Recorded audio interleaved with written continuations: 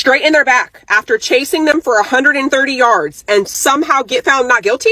We, the jury, unanimously find the defendant, G.K. Rick Chow, as to the charge of murder, not guilty. Fine number. He was found not guilty for the shooting and killing of Cyrus Carmack Belton. Just to be clear, in 2023, Cyrus entered the store, was suspected of stealing a bottle of water, exited the store, chased for 130 yards by Chow and his son, shot in the back and died on scene. While Cyrus did not steal anything, he did have a gun inside his jacket, which was mistaken for stolen goods. When I heard about this case, I was like, what? There's so many things going on. First off, there's a video of the boy being followed around in the store and they're really profiling him, which again, I will concede and say that makes sense. From a marketing perspective, if you own a store, you're going to pay attention to who's a lot more likely, what kind of person, what they look like, who's going to be stealing items from your store on average. That's just me. That's profiling, that's marketing. You market to people who are going to buy your business, and you respond and react to people who are more likely to steal from and harm your business. They're profiling a little boy. That's besides the point. He didn't steal anything. He said, I don't got nothing on me. And he ran out the store. They chased him down, shot him in the back, and they're claiming it was self-defense because Cyrus did have a gun on him and he supposedly aimed it at them. But my whole thing is this: if I'm being chased, it's been 150 yards, you done chased me all the way down, I have no choice but to think you're just gonna sit here and kill me. If I'm armed and I'm being chased by three to one, and I turn around and show my gun, and I'm the one that gets shot and killed, and then they get let off, that's a little much. I do think played a huge role in this case was the fact that prosecution only put a murder charge on the table. His entire defense was that Cyrus pulled a gun on his son, so he shot him to defend his son. The jury wasn't convinced beyond reasonable doubt that it wasn't self-defense, and they're not going to convict him of murder. If there are no lesser charges offered on the table, it's either going to be murder or not guilty. That might have been the prosecution's biggest mistake in this case. That was the biggest problem, and that's why Rick is now just got away with it, because they didn't offer up anything else. They just said it's murder, and technically this wasn't murder. There's other charges you can qualify for this, and they didn't. Jerry, I'm gonna call you out since you don't seem to understand. Every single one of you over there boycotting Asian business and spreading more Asian hate, you black people with your black fatigue, okay? And what your people call, yeah, not my words, those are your people words. First of all, your people words? Girl, fix your grammar. Ladies and gentlemen, this Klanservative is Monica. Momo for real. Momo wants people to support Asian businesses by standing in front of the camera, screaming racial slurs at black people. Congratulations, Momo. You're the poster child for the I Got Picked fan club. Here's what people like Momo, who confuse a wedding ring for a race change, never seem to understand. The moment some people get their citizenship papers, they wrap themselves in the American flag, start lecturing everybody else about America, and suddenly they think they're qualified to rewrite history in this country.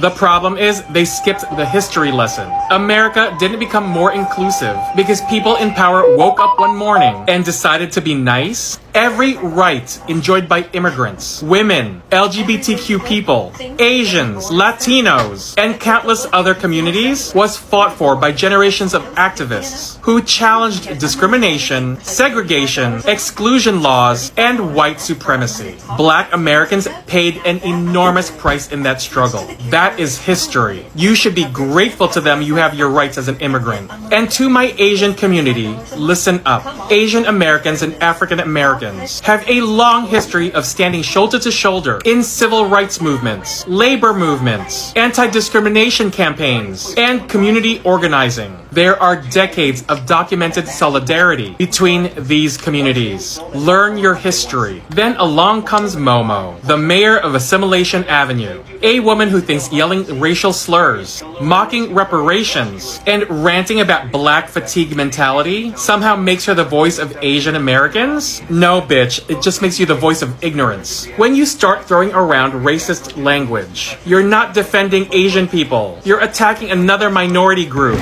while completely ignoring the system that have harmed minority communities for generations. And let's talk about the irony. You claim to be defending Asian Americans while repeating the same stereotypes and racial garbage that have been used against minorities throughout American history. Marrying a white man doesn't make you white. Repeating racist talking points doesn't make you white. Using racist slurs doesn't make you white. It makes you a bigot with a platform. She's so convinced she unlocked a new ethnicity through matrimony. The fastest way to destroy your credibility is to claim moral superiority while sounding like the comment section of a white nationalist Facebook page. Asian Americans deserve better representation, and you're not it. Black Americans deserve better treatment, and everybody deserves better than somebody trying to build an audience off racism, bigotry, and anti-blackness. And FYI, Momo, you are carrying water for a club that still sees you as a guest. And that's the read. If you like your tea hot, share it, save your seat, and follow for more. This is the Notorious JTB, notoriously opinionated, signing out. I know this won't give me a lot of views, but I want to talk about a conversation I had yesterday. I was talking about the Asian business boycott that's happening right now in the Black community after the killing of Cyrus. And I went to, I completely forgot yesterday and that there was a boycott. And I'll admit, I went to the nail salon that I'm usually going to, got my feet done or whatever, and I was the only one in there. I was in there for 2 hours. And at the end, they were like, it's been empty all day. We don't even know, why. And I didn't have the heart to tell them because it hit me while I was sitting there and letting my toes dry that, and no, I did not get my nails done, so that's why this is like this. I was letting my toes dry, and I realized there was a boycott happening, and I didn't have the heart to tell them, yeah, we are boycotting, because of what happened. And I was talking to one of my friends about it, and their best friend is Asian. They were like, well, my best friend is Asian. This is another Black woman. I'm still going to go to the Asian business that respects me. They've never treated me any differently. And I'm like, these situations happen a lot over 50 states. This is not uncommon. So this is this is a pent up thing that's happening.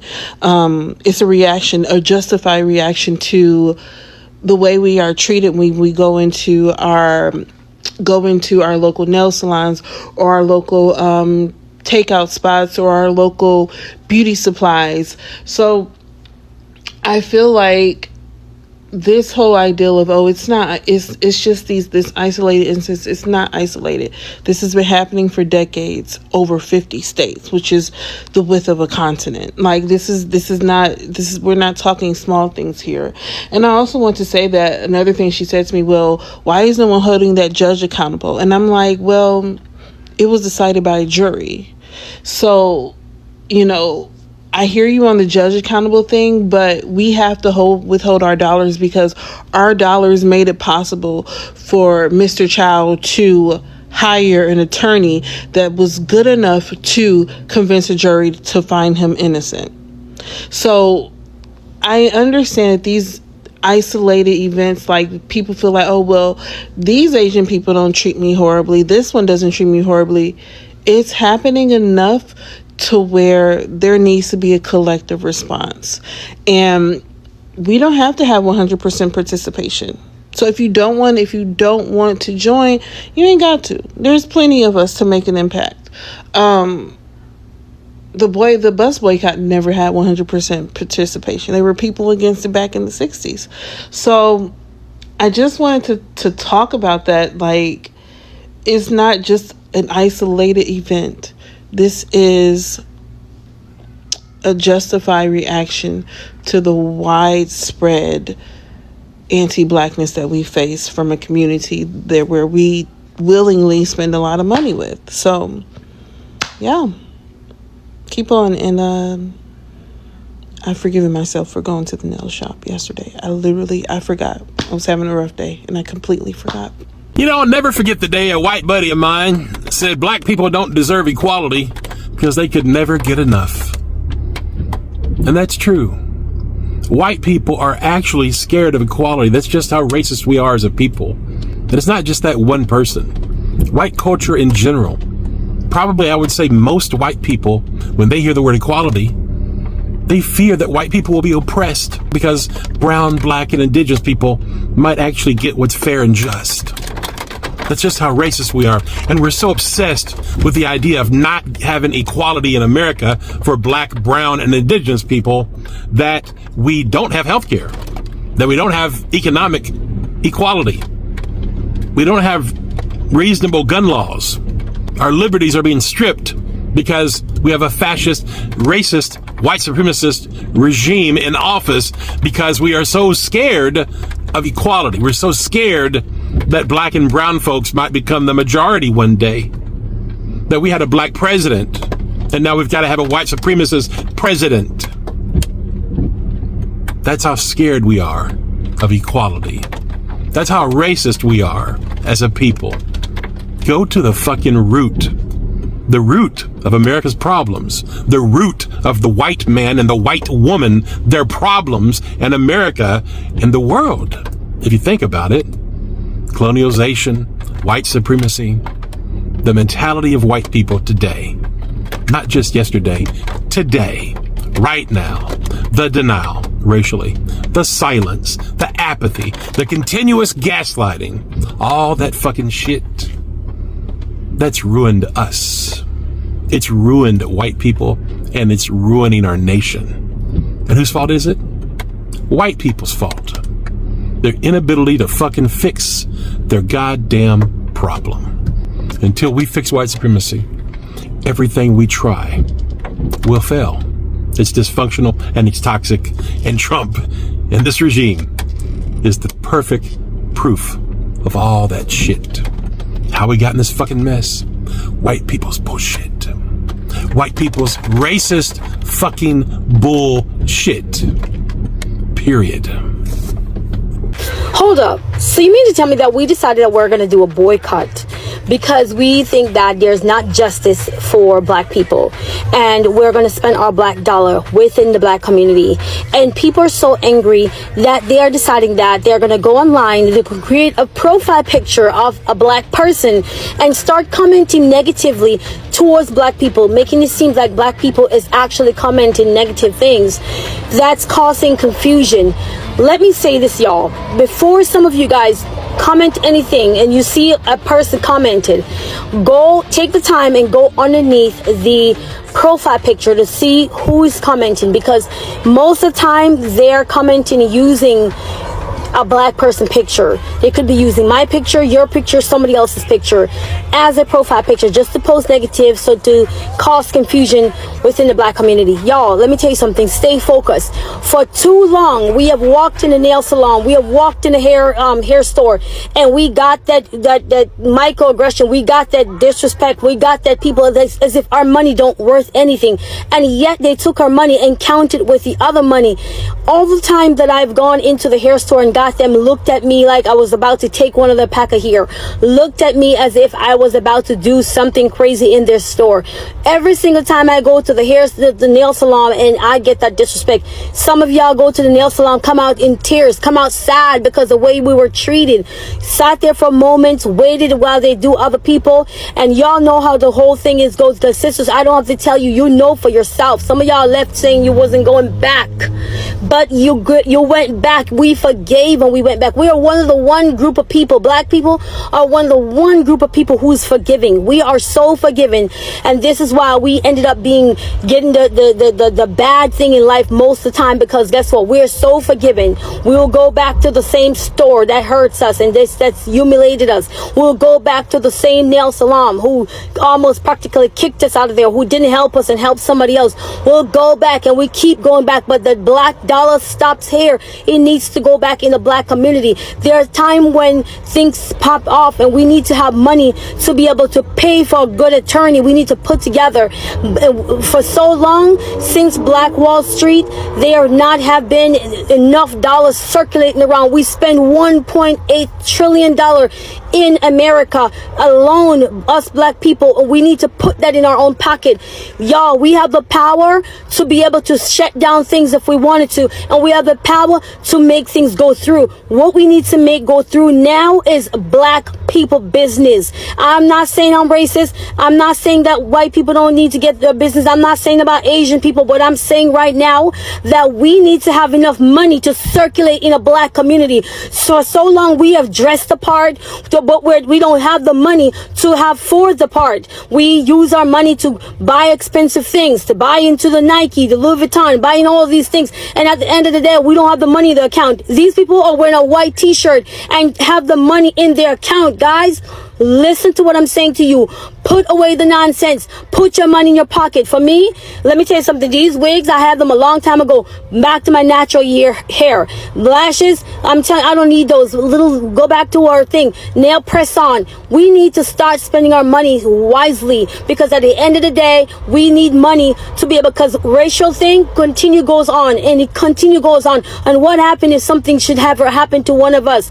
We need money out there in the community to be able to afford a good attorney. Just the other day, Cardi B offered to pay money from out of her own pocket. We should have money as black people. We spend $1.8 trillion.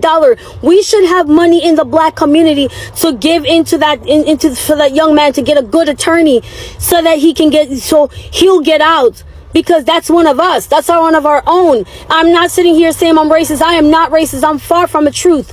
I am not racist, but I believe in black community standing tall. We had it. We have children, but we're generational wealth. We have to start looking and thinking differently than Louis Vuitton, than the big hairstyle, than the big nails and big makeup. We have to start looking beyond that and leave generational wealth for our children, guys. Come on. See you in the next video. What if where people spend their money is one of the most powerful decisions they make every day? Recently, conversation online have focused on some black Americans choosing to boycott certain businesses and redirect spending back into their own communities. For many supporters, this isn't about aid. It's about economic ownership and building stronger local opportunities. For generations, people have talked about the idea that community becomes stronger when money circulates locally, creating jobs, opening opportunities, and building long-term stabilities. Supporters of this movement argue that economic choices can be a form of expression. At the same time, this conversation can become emotional quickly. It's important to remember that supporting one community does not automatically require attacking another. Economic empowerment works best when it creates growth, investment, and opportunity. The black community has contributed enormously to culture, business, innovation, and society. Many people believe supporting black-owned businesses encourage entrepreneurship and creating wealth locally can help strengthen future generations. The bigger question isn't who people should be against. It's how community can build stronger foundation for themselves. Every dollar spent send a message. The question is, what kind of future are people trying to build? Comment below. Do you think economic support inside communities create more opportunity, or should consumers focus only on price and quality? Thank you.